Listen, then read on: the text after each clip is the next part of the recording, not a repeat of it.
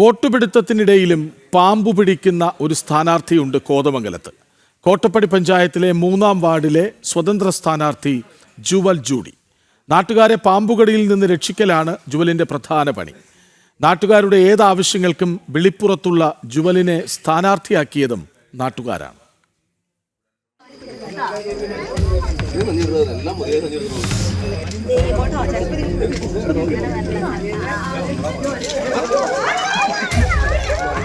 കൊടും വിഷമുള്ള രാജവെമ്പാലയോ മൂർഖനോ വിഷമില്ലാത്തതോ എന്തുമായിക്കോട്ടെ, പാമ്പിനെ കണ്ടാൽ ഉടൻ ജുവലിന് നാട്ടുകാരുടെ വിളിയെത്തും. ജുവലിന്റെ നാടായ കോട്ടപ്പടി ഒരു വനാതിർത്തി മേഖലയാണ്.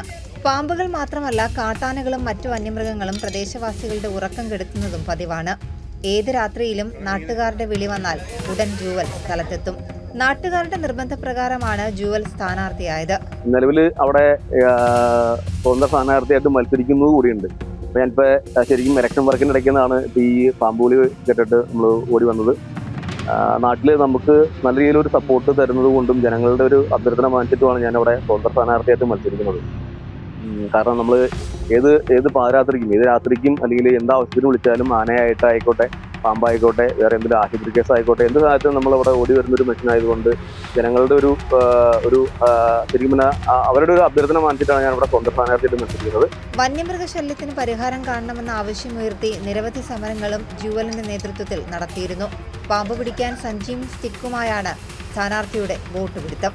വോട്ടുപിടുത്തത്തിനിടയിലും പാമ്പിനെ കണ്ടാൽ ജുവൽ വിടില്ല.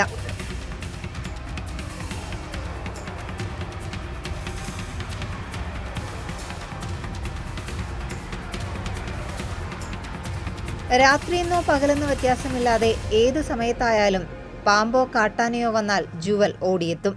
ലക്ഷ്യങ്ങളുടെ പ്രചാരണവും വലിയ വാഗ്ദാനങ്ങളും ഒന്നുമില്ലെങ്കിലും നാട്ടുകാരുടെ ജീവൻ രക്ഷിച്ച അനുഭവങ്ങളും ആത്മവിശ്വാസവുമായാണ് ജനാധിപത്യ പോരാട്ടത്തിന് ജുവൽ ജൂഡി ഇറങ്ങിത്തിരിച്ചിരിക്കുന്നത്. ജനം, കൊച്ചി.